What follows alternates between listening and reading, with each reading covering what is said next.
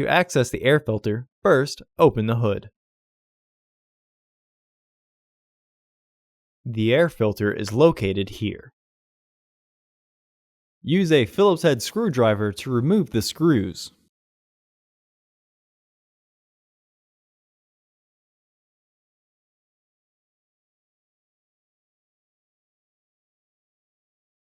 Remove the filter tray. Remove the filter from the tray. Install your new filter into the tray.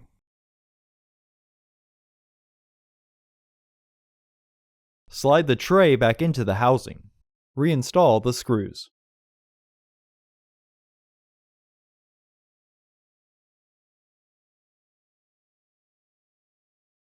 Close the hood.